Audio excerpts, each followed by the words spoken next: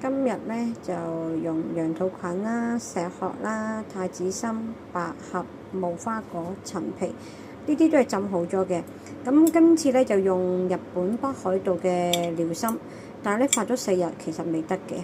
不過我急住煲湯，咁我就先擺2條啦。咁每次你可以擺2、3條都 OK 嘅。跟住加埋啲瘦肉。滾啦，跟住加咗落去先，羊肚菌啊呢啲全部加晒落去，慢慢煲。好啦，煲咗個幾鐘，因為同一時間呢擺海參落去煲呢，變咗海參呢遇到油佢會細嘅。睇下先，煲咗1小時15分鐘嘅湯。咁呢，因為我煲俾老人家，所以我將個海參全部一齊掉落去煲。